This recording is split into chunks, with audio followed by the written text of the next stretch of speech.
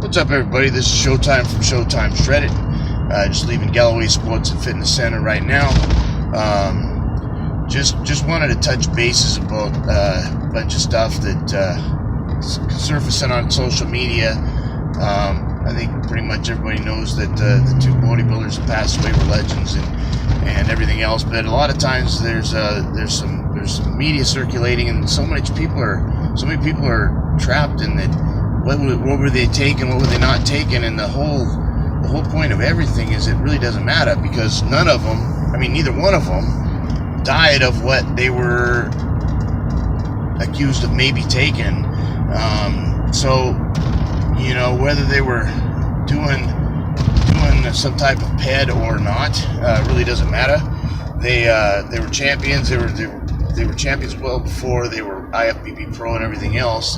Rich Piana never was pro, but he was Mr. California, and he was lifting ever since he was a kid. You know, years and years and years natural, and he had his best results.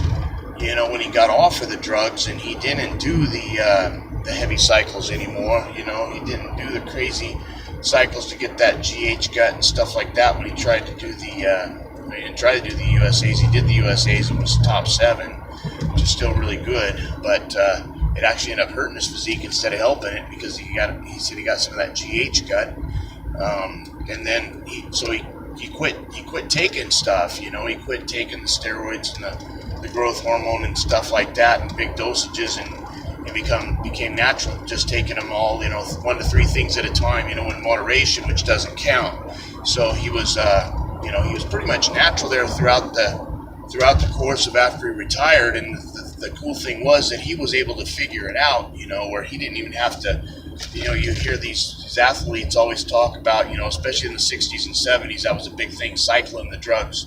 And Rich Piana had it down to where he didn't even have to go off cycle, man. He could do, just stay natural and just do 1, 2, or 3 different things in real low dosages, and then just switch it up every month. So if you take 2 or 3 of one kind of type of an energetic or whatever whatever you take, whether it be high oil or if it would, you know, be high androgen levels to where it cause a lot of puffiness and things like that, or if it was the type of a PED that would make him tighter and hotter and crisper, you know, depending on what his diet was like.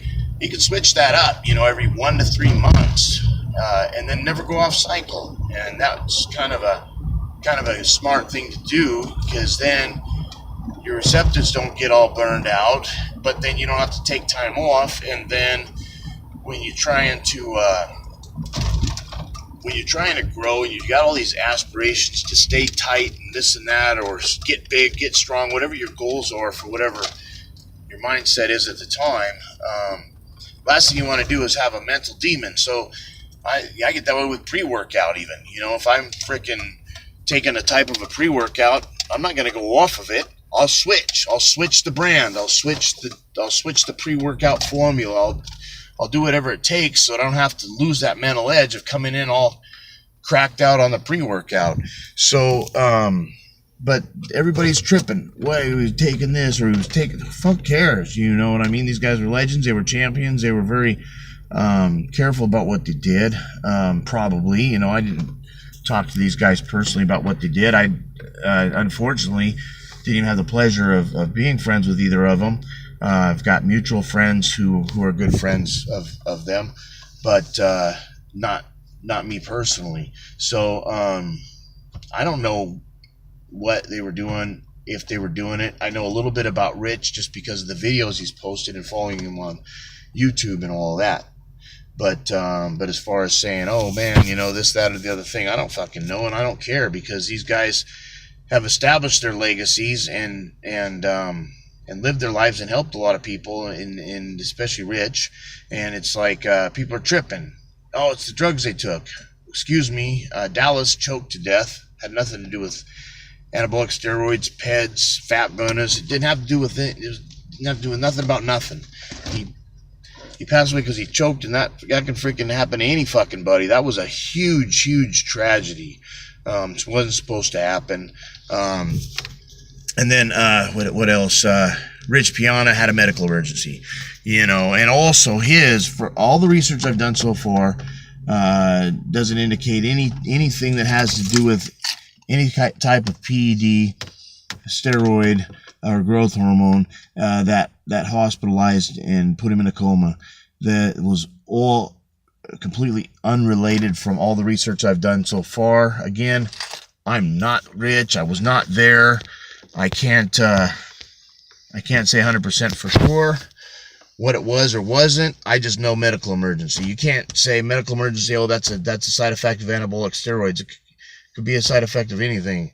You know, I've heard a bunch of different rumors of what it was, and none of the medical emergencies point to anabolic steroids that I've heard the rumors about.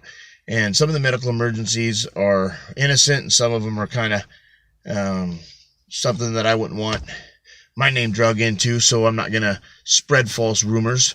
I'm just going to say medical emergency. So it is what it is.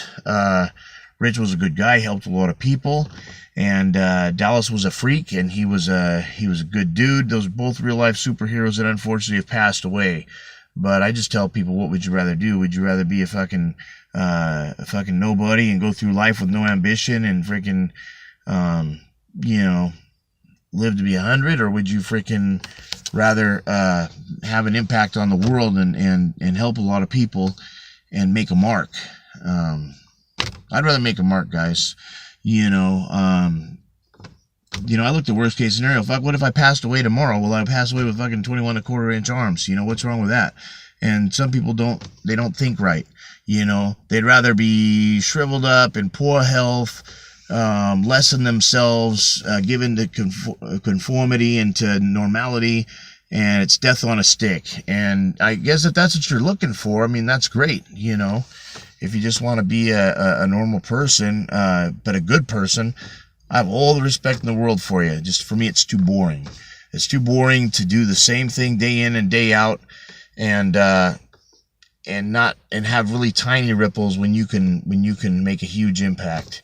I feel like I'd be holding back if I were to just go for just a very normal 9-to-5 job and not go for anything more ambitious. But again, that's just me. All right, guys, take care and God bless. This has been Showtime with Showtime Shredded. Size, growth, get big. Take care and God bless.